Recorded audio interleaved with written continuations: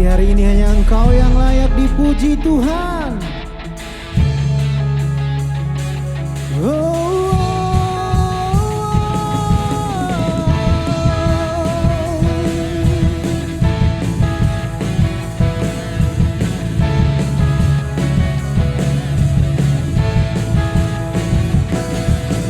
Tak pernah ku ragu akan kesetiaan-Mu, Kau pegang hidupku. Sepenuh jiwaku ku yakin dan percaya, Kau tuntun langkahku. Yesus, Kaulah Raja dalam hidupku, berkuasa berjaya untuk selamanya. Hanya Kau Tuhan, sumber kekuatan, kuasa-Mu tercurah bagiku senantiasa. Dengan-Mu Tuhan, ku kan berjalan dari kemuliaan sampai kemuliaan selamanya.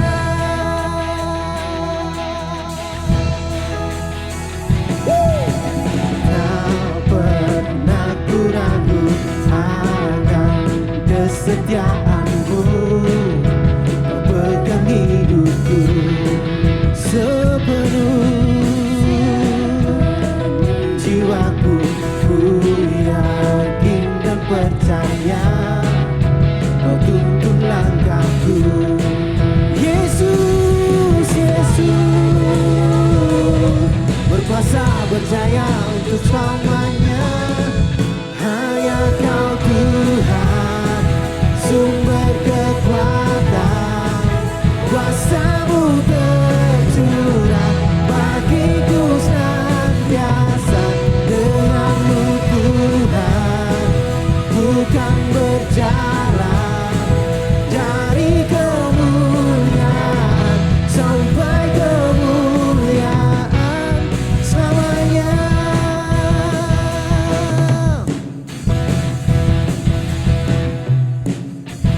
Kemuliaan bagi-Mu Tuhan.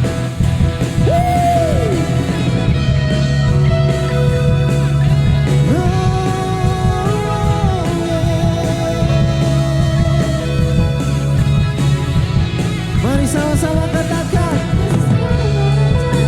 hidupku berkuasa berjaya untuk selamanya. Yesus, Kaulah Raja dalam hidupku, berkuasa berjaya untuk selamanya. Oh Tuhan, kuasa-Mu tercurah bagiku senantiasa. Dengan-Mu Tuhan, ku kan berjalan dari kemuliaan sampai kemuliaan selamanya.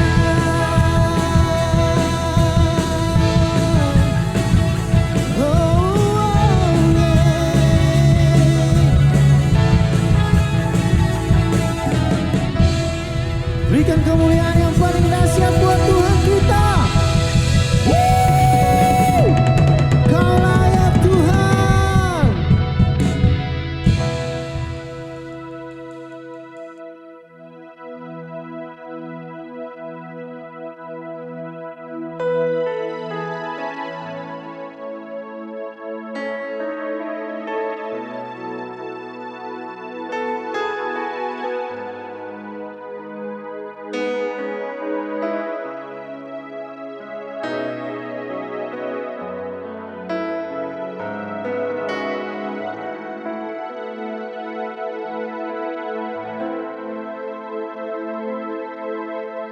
Sungguh besar setiamu, Kau nyatakan bagiku. Kau Bapa yang selalu mengerti isi hatiku.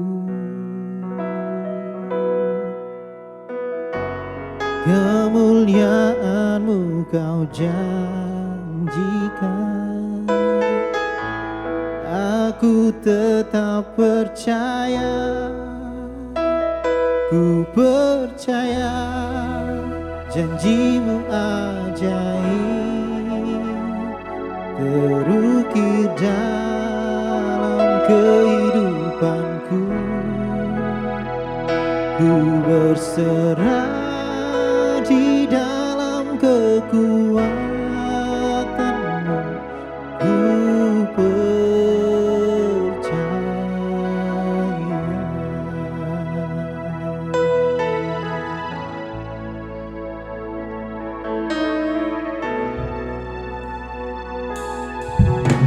Sungguh besar setia-Mu,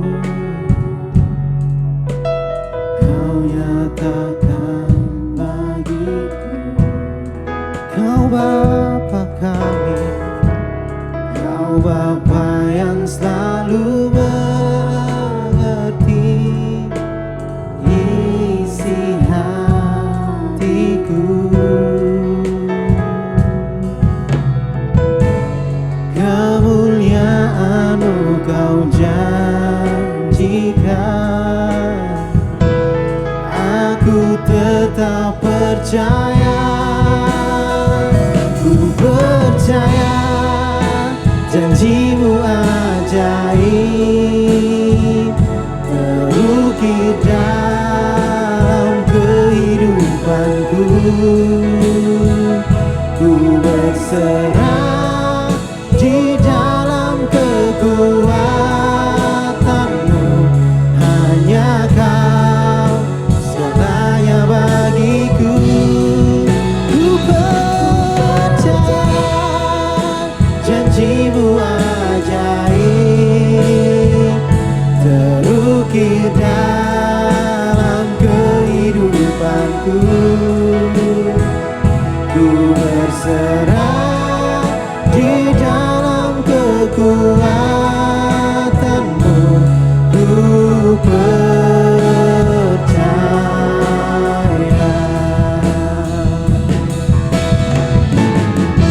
Oh, tak akan ku takut, tak akan ku gentar. Kaulah imanku, Kaulah Tuhanku. Tak akan ku ragukan kebaikan-Mu di hidupku. Oh, yeah. Janji-Mu ajaib terukir dalam kehidupanku. Ku berserah di dalam kekuatan-Mu, hanya Kau segalanya bagiku. Ku percaya Tuhan terukir dalam kehidupanku. Ku berserah di dalam kekuatan-Mu, ku percaya. Ku berserah di dalam kekuatan-Mu, ku percaya.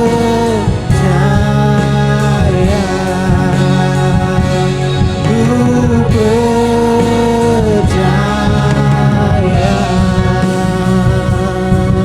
Oh, kami percaya janji-Mu setia selama-lamanya, Tuhan. Kasih setia-Mu untuk selama-lamanya.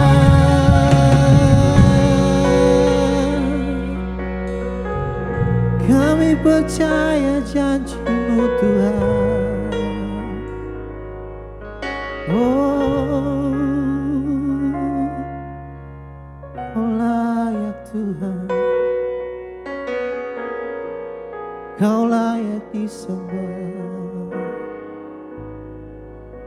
untuk selama-lamanya kasih setiamu Tuhan.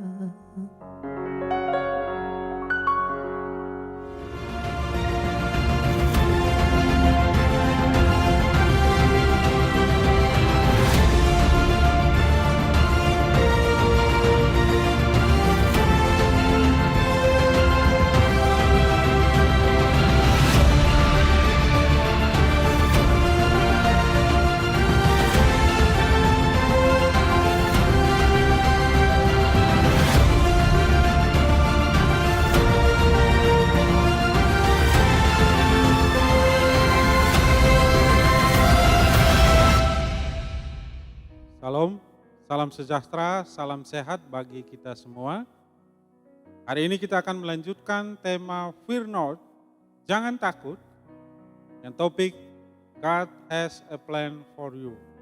Atau Allah mempunyai rencana untuk dirimu. Sebelumnya mari kita berdoa. Kami bersyukur ya Tuhan atas kesempatan yang Tuhan berikan bagi kami untuk beribadah di hari ini. Kami telah memuji dan menyembah Engkau, kami akan mendengarkan firman-Mu. Tuhan urapi hamba-Mu yang akan menyampaikan kebenaran firman Tuhan. Roh Kudus, bila Engkau bekerja dalam hati kami, sehingga benih firman Allah dapat kami terima, kami mengerti, kami renungkan, dan dapat kami lakukan dalam hidup kami. Demi nama Yesus firman yang hidup, kami berdoa dan bersyukur. Amin. Bapak Ibu Saudara-saudara, salah satu pelajaran yang dapat kita tarik dari sejarah adalah bahwa Allah sering memakai orang-orang yang sederhana untuk rencananya yang besar. Orang-orang dengan latar belakang yang dalam penilaian umum tidaklah istimewa. Namun Allah di dalam anugerahnya memanggil, memproses, memperlengkapi dan memakai yang bersangkutan untuk karyanya yang istimewa. Bukan berarti dengan demikian maka Allah tidak suka memakai orang-orang yang berlatar belakang terpandang. Yaitu seperti mereka yang dilahirkan dalam keluarga yang berada. Dan menempuh pendidikan yang hebat atau memiliki bakat yang luar biasa. Tentu Allah juga bersedia untuk memakai orang-orang yang seperti itu. Hanya saja, memang Alkitab juga mencatat bahwa Allah seringkali memakai orang-orang yang sederhana untuk rencananya yang besar. Supaya dengan demikian, orang akan menyadari betapa besar anugerah Tuhan dalam hidup mereka. Kesadaran yang membuat mereka tidak terjerumus ke dalam kesombongan. Namun, di dalam kerendahan hati, mereka akan memuji-muji Tuhan karena anugerahnya yang mulia. Salah satu contoh dari hal ini dapat kita lihat dalam hidup Charles Spurgeon. Yang bersangkutan adalah salah seorang pengkhotbah yang terhebat di sepanjang sejarah gereja. Sedemikian hebat kemampuan yang bersangkutan dalam berkhotbah, sehingga hamba Tuhan dari Inggris yang hidup 200 tahun yang lampau ini disebut orang dengan julukan The Prince of Preachers, atau pangeran dari para pengkhotbah. Suatu julukan yang menggambarkan kehebatan dirinya dalam berkhotbah. Setiap minggu tidak kurang dari 10.000 orang datang untuk mendengarkan khotbah yang ia sampaikan di gerejanya, yaitu Metropolitan Tabernacle, gereja yang ia gembalakan di kota London. Padahal di zaman itu belum terdapat alat pengeras suara atau loudspeaker seperti pada masa sekarang. Rata-rata setiap pekan ia menyampaikan 10 khotbah yang berbeda. Ketika Spurgeon meninggal dunia di usia 57 tahun, ia mewariskan tidak kurang dari 3.600 khotbah yang dihimpun menjadi 49 jilid buku dan yang sampai sekarang masih dibaca orang. Charles Spurgeon menerima Yesus sebagai Tuhan saat ia berusia 15 tahun. Hari itu di tengah badai salju, ia berjalan kaki menyusuri jalan di kota Colchester. Sebuah kota kecil tidak terlalu jauh dari kota London, untuk menemui seorang temannya. Karena salju turun dengan sangat lebat, ia harus mencari tempat untuk berteduh. Ia melihat sebuah gedung gereja. Kebetulan hari itu adalah hari Minggu dan pada jam ibadah. Segera Spurgeon masuk ke dalam gedung gereja Metodis itu. Dia duduk di kursi deretan belakang, bukan untuk beribadah, namun sekedar ingin berteduh dari badai salju. Hari itu memang salju turun dengan sangat lebat, sehingga gereja itu praktis dalam keadaan kosong. Hanya belasan orang saja yang hadir di situ. Bahkan gembala jemaat pun tidak dapat hadir karena terhalang oleh badai. Karena gembala yang seharusnya berkhotbah tidak datang. Maka akhirnya salah seorang anggota jemaat dengan terpaksa dia maju ke mimbar untuk menyampaikan khotbah tanpa persiapan. Pengkhotbah dadakan ini menyampaikan khotbah berdasarkan ayat yang sudah dijadwalkan untuk dikhotbahkan pada hari itu, yaitu Yesaya 45 ayat 2. Sesudah 10 menit, ia berkhotbah tanpa arah yang jelas, yang bersangkutan mulai kehabisan kata-kata. Walaupun saat itu suhu udara sangat dingin, tetapi dahi si pengkhotbah basah dengan keringat. Karena tidak tahu apa yang harus ia katakan lagi. Mendadak si pengkhotbah itu menunjuk ke arah kursi di deretan belakang dan berkata, "Anak muda, engkau yang duduk di belakang di sana. Kalau engkau datang ke tempat ini dengan beban dan pergumulan, saya ingin engkau mengetahui bahwa Tuhan Yesus adalah jawaban bagi persoalanmu. Bukalah hatimu dan terimalah Yesus sebagai Tuhan dan Juru Selamat." Pemuda yang ia maksudkan adalah Charles Spurgeon. Saat Spurgeon mendengar kata-kata itu, heran, kalimat tersebut menusuk hatinya. Ia pun maju ke depan dan menyerahkan dirinya dalam iman kepada Tuhan Yesus. Peristiwa tersebut menjadi titik tolak dari pembaruan hidupnya. Melalui peristiwa itu, lahirlah salah seorang pengkhotbah terulung di dunia. Pelajaran yang penting di sini adalah, siapakah nama anggota jemaat yang nekat berkhotbah dan yang telah membawa Charles Spurgeon untuk membuka hati kepada Yesus tersebut? Tidak seorang pun yang mengetahui atau mengingat namanya. Hanya di sorga nanti kita akan mengenal siapa yang bersangkutan. Namun yang pasti peristiwa itu menunjukkan bahwa Tuhan telah memakai seorang pengkhotbah dadakan yang khotbahnya berputar-putar tanpa arah untuk melahirkan Charles Spurgeon, seorang pengkhotbah yang luar biasa. Memang Tuhan adalah pribadi yang suka memakai alat-alat yang sederhana untuk melakukan perkara-perkara yang besar. Dan melalui tindakannya itu, ia menunjukkan kasih, kedaulatan, serta anugerahnya. Hal ini pula lah yang dapat kita lihat dalam diri Maria.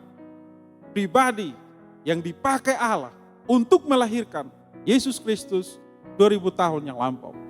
Pribadi yang memperoleh anugerah Allah untuk menghadirkan Sang Juru Selamat di dunia.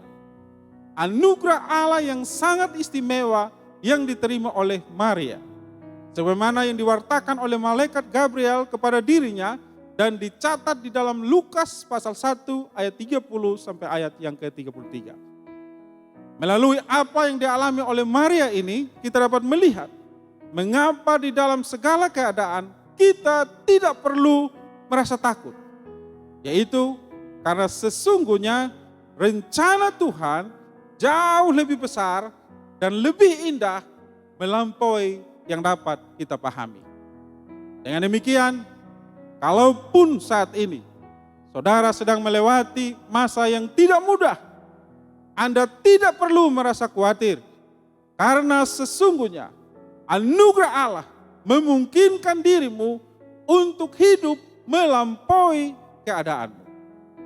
Kalau saat ini saudara sedang melewati masa yang sukar, Anda tidak perlu merasa gentar karena sesungguhnya rencana Allah sangat besar bagi kita anak-anaknya. Untuk melihat hal ini, saya mengajak saudara membaca pesan Tuhan yang disampaikan malaikat kepada Maria tadi. Namun sebelumnya, kita akan membaca latar belakang dari peristiwa tersebut, yaitu sebagaimana yang dicatat di dalam Lukas pasal 1 ayat yang ke-26 sampai ayat yang ke-29. Bapak Ibu, saudara-saudara bisa membaca di Alkitab Bapak Ibu, saudara di rumah. Lukas pasal 1 ayat 26 sampai ayat yang ke-29. Dalam bulan yang ke-6, Allah menyuruh malaikat Gabriel pergi ke sebuah kota di Galilea bernama Nazaret. Ayat ke-27, kepada seorang perawan yang bertunangan dengan seorang yang bernama Yusuf dari keluarga Daud.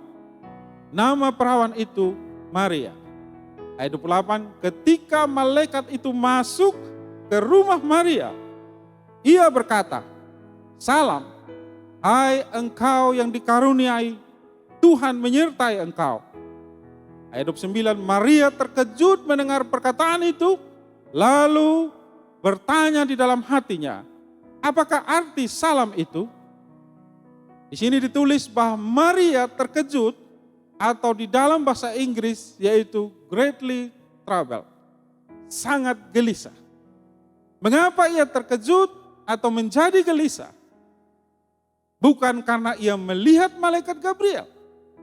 Namun seperti yang dicatat di ayat ke-29, yaitu karena perkataan yang disampaikan oleh Gabriel kepada dirinya.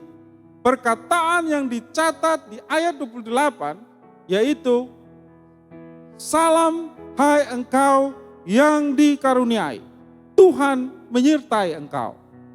Sapaan Gabriel, yaitu engkau yang dikaruniai tersebut, membuat Maria bertanya-tanya, apakah arti dari salam ini? Menanggapi rasa gelisah atau terkejut dalam diri Maria tersebut, di dalam Lukas pasal 1 ayat 30 sampai 33 ditulis, malaikat Gabriel menjelaskan maksud dari salam yang ia ucapkan. Lukas pasal 1 ayat 30 sampai 33, di ayat 30 berbunyi, "Jangan takut, hai Maria." Di sini kembali malaikat berkata, "Jangan takut." Pertama-tama ia menyampaikannya kepada Zakaria, ayah Yohanes Pembaptis 6 bulan sebelumnya. Sekarang ia menyampaikannya kepada Maria di Nazaret, wilayah Galilea, ketika Maria sedang berada di dalam rumahnya. Kalau di kali pertama Gabriel menyampaikan mengapa Zakaria tidak usah merasa takut, yaitu karena Allah menjawab doa yang dipanjatkan oleh Zakaria.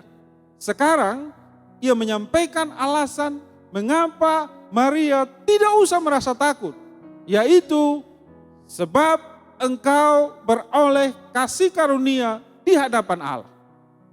Mengapa Maria tidak usah merasa takut? Sebab ia memperoleh kasih karunia di hadapan Allah. Kasih karunia atau dalam bahasa Inggris favor. Apakah arti dari kata favor ini? Favor artinya adalah kebaikan yang bersifat luar biasa. Kepada seorang pemudi dari sebuah kampung yang kecil dan sederhana yang bernama Nazaret di daerah perbukitan Galilea, Tuhan memberikan kebaikan yang istimewa. Favor atau diistilahkan dalam Alkitab kita sebagai kasih karunia. Kemudian lebih lanjut, Gabriel menjelaskan kasih karunia yang diterima oleh Maria ini. Di ayat 31, sesungguhnya engkau akan mengandung dan akan melahirkan seorang anak laki-laki dan hendaklah engkau menamai dia Yesus. Ia akan menjadi besar dan akan disebut anak Allah yang Maha Tinggi. Dan Tuhan Allah akan mengaruniakan kepadanya tahta Daud, bapa leluhurnya. dan ia akan menjadi raja atas kaum keturunan Yakub sampai selama-lamanya, dan kerajaannya tidak akan berkesudahan. Atau dalam kata-kata yang lebih sederhana, Gabriel berkata, jangan takut Maria, Allah memiliki rencana untuk dirimu. Jangan cemas Maria, engkau beroleh kasih karunia, yaitu Allah memiliki rancangan untuk hidupmu. Dengan berkata seperti demikian, maka Gabriel menyatakan bahwa wujud dari kasih karunia Allah bagi Maria adalah rencananya yang besar bagi yang bersangkutan. Rencana untuk menghadirkan Mesias, yaitu Sang Juru Selamat dunia melalui rahim Maria. Saya memandang bahwa pesan yang disampaikan oleh Gabriel ini sangat relevan untuk kehidupan kita di masa kini. Di tengah masa di mana banyak orang merasa cemas, resah, bahkan takut akan hari esok. Dan bertanya, kalau memang Tuhan memberikan kasih karunia bagi diriku, mengapa keadaan yang kuhadapi sangatlah sukar? Inilah pesan Allah, jangan takut. Allah memiliki rencana yang indah untuk hidupmu. Memperhatikan paparan Gabriel tentang rencana Allah bagi Maria, yaitu bahwa Allah akan memakai Maria sebagai pribadi yang akan menghadirkan Yesus Kristus Sang Mesias di dunia. Melaluinya kita dapat melihat 3 sifat dari rencana Tuhan. 3 sifat yang perlu kita pahami sehingga di segala keadaan kita tidak merasa cemas atau gelisah. Di dalam segala keadaan kita dapat berkata, seperti yang dikatakan oleh malaikat Gabriel, baik kepada Zakaria maupun Maria, fear not, jangan takut. Ketiga sifat dari rencana Tuhan tersebut adalah, yang pertama yaitu bahwa rencana Tuhan tidak selalu sama dengan rencana kita. Di ayat 27, tadi sedikit dijelaskan tentang siapakah Maria itu. Dikatakan bahwa Maria adalah seorang pemudi yang telah bertunangan dengan seorang bernama Yusuf. Bertunangan artinya Maria dan Yusuf telah bersepakat bahwa mereka akan menikah. Bertunangan artinya mereka berdua telah membuat rencana untuk berumah tangga. Dapat diperkirakan bahwa keluarga mereka sudah merencanakan kapan Maria dan Yusuf akan menikah. Kalau di zaman sekarang bukan saja tanggal pernikahan yang sudah ditetapkan, tempat pesta pernikahan juga sudah dipesan, gaun pengantin sudah dirancang, menu pesta sudah disusun, bahkan kartu undangan untuk perkawinan pun sudah dicetak. Namun di luar yang disangkakan oleh Maria, hari itu malaikat menampakkan diri kepadanya dan menyampaikan berita, Maria, engkau akan mengandung dan akan melahirkan seorang anak laki-laki. Kalau berita itu disampaikan kepada Maria sesudah ia menikah, maka perkataan Gabriel ini tidak akan mengejutkan dirinya. Kalau berita itu diwartakan Gabriel sesudah Maria bertahun-tahun menikah dan belum kunjung dikarunia keturunan, tentu Maria akan menyambutnya dengan gembira. Namun masalahnya, saat itu Maria dan Yusuf belum menikah. Jelas, mengandung sebelum menikah sama sekali di luar yang diharapkan ataupun direncanakan oleh Maria bagi dirinya. Namun itulah sifat dari rencana Tuhan, yaitu tidak selalu sama dengan rencana kita. Memang ada kalanya sama, namun tidak selalu berjalan seiring.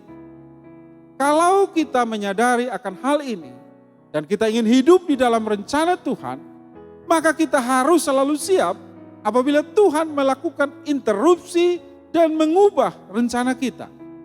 Itulah yang dikatakan oleh Dietrich Bonhoeffer, seorang teolog dari Jerman yang sangat terkenal dan yang tulisan-tulisannya pernah beberapa kali kita dengarkan dalam khotbah. Bonhoeffer yang karena sikapnya dalam menentang kediktatoran Hitler, sehingga ia dijatuhi hukuman mati 1 bulan sebelum pemerintah Nazi Jerman menyerah kalah kepada tentara sekutu.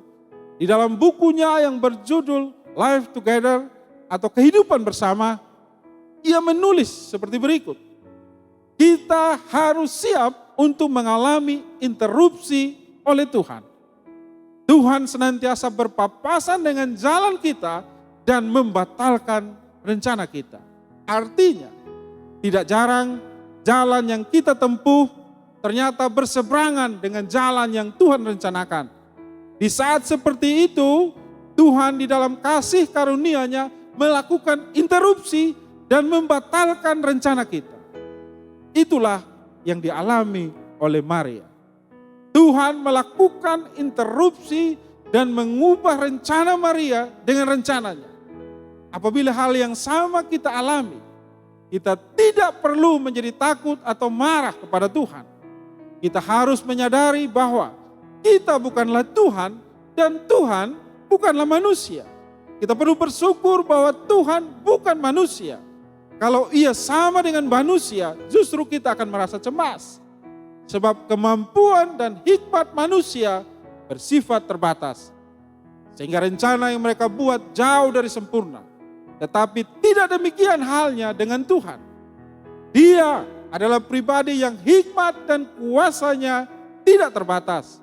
Oleh sebab itu, adalah sesuatu yang wajar apabila rencananya tidak selalu sama dengan rencana kita. Selanjutnya, sifat yang kedua dari rencana Tuhan adalah rencananya tidak selalu lebih mudah daripada rencana kita. Bukan saja rencana Tuhan tidak selalu sama dengan rencana yang kita susun bagi diri kita sendiri, rencananya juga tidak jarang bersifat lebih suka.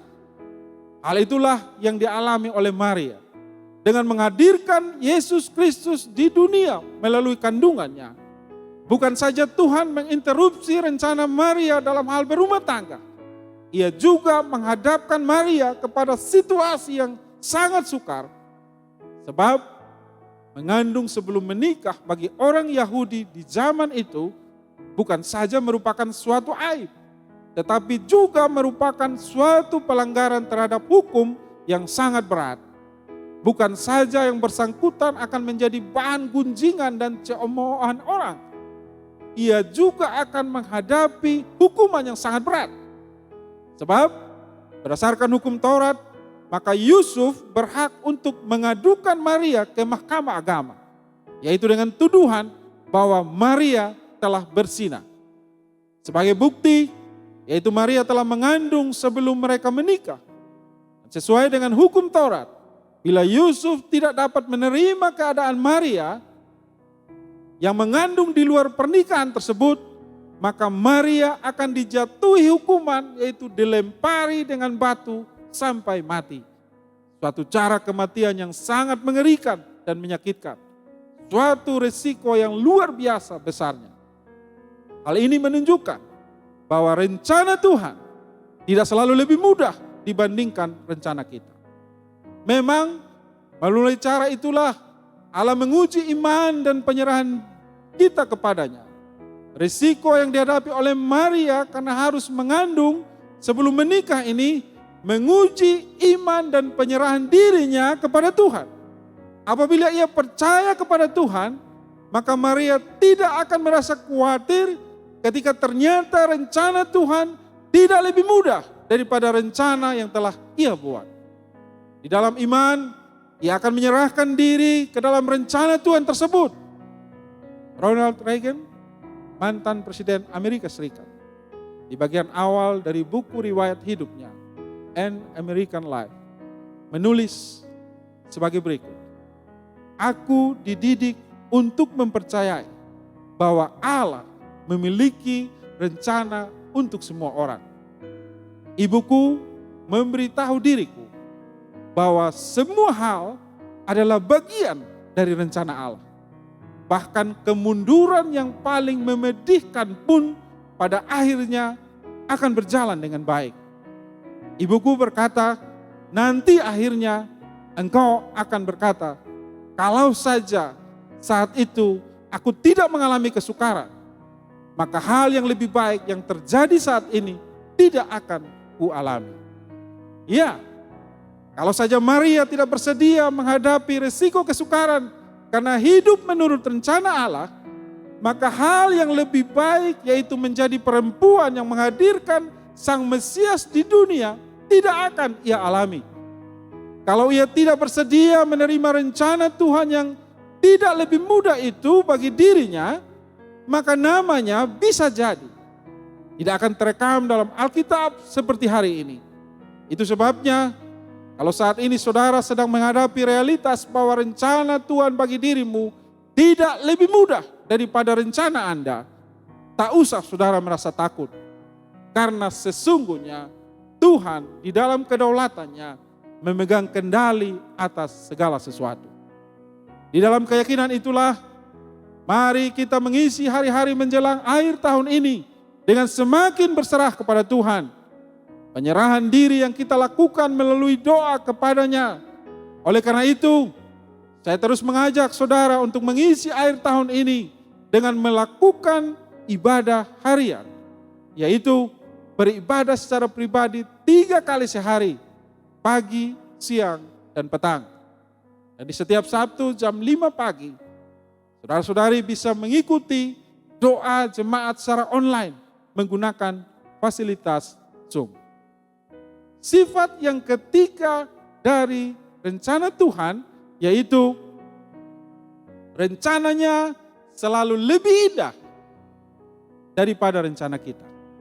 Bukan saja rencana Tuhan tidak selalu sama dengan rencana kita dan tidak selalu lebih mudah daripada rencana kita, yang pasti rencananya selalu lebih indah daripada rencana kita.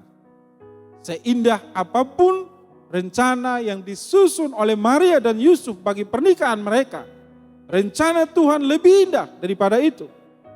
Kalau saja Maria tidak mengalami kasih karunia Tuhan, yaitu dalam hal memakai dirinya untuk menghadirkan Yesus Kristus di dunia, maka nama mereka berdua tidak akan pernah kita kenal. Hidup mereka akan terkubur oleh debu sejarah, seperti nama dari orang-orang lain yang hidup sezaman dengan mereka di Nazaret. Hanya karena Maria hidup di dalam rencana Tuhan, maka nama mereka berdua menjadi buah tutur orang di masa Natal seperti sekarang ini. Ada suatu kisah tentang seorang pemuda, sejak usia remaja sekitar 15 tahun, dia sudah bercita-cita menjadi seorang ahli matematika. Sejak bersekolah di bangku SD, SMP, dan SMA, pemuda ini memiliki bakat di bidang menghitung angka-angka. Dia sangat tertarik mempelajari matematika yang kurang diminati oleh banyak orang. Dengan tekun, pemuda ini hampir setiap hari belajar matematika, sehingga semakin mahir dalam menyelesaikan soal-soal. Dan dia memperoleh peringkat nilai yang terbaik khususnya di bidang matematika. Setelah lulus SMA, pemuda ini bercita-cita untuk kuliah di suatu sekolah ikatan dinas yang khusus mempelajari tentang matematika statistika. Alasan dia ingin kuliah di tempat ini karena akan memperoleh beasiswa ikatan dinas dan tentunya setelah selesai kuliah langsung bisa bekerja di tempat yang dicita-citakan olehnya. Persiapan belajar untuk mengikuti tes sudah dilakukan dengan maksimal. Jikalau lulus tes, maka dia akan melanjutkan studinya di kota lain.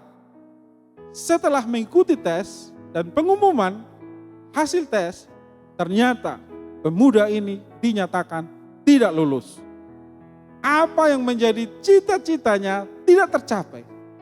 Akhirnya, walaupun sedikit kecewa, dia juga tetap memilih untuk kuliah di salah satu perguruan tinggi di daerahnya, yang sebenarnya bukan merupakan rencananya untuk kuliah di tempat itu.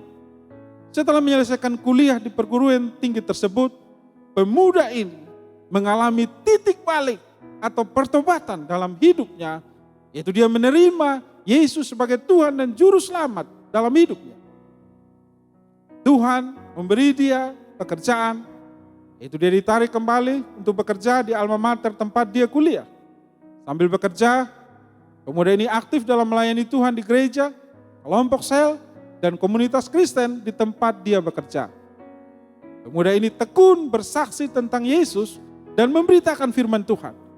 Sekalipun dia bukan menjadi seorang ahli matematika, tetapi dia menjadi pelayan Tuhan dan penjala manusia.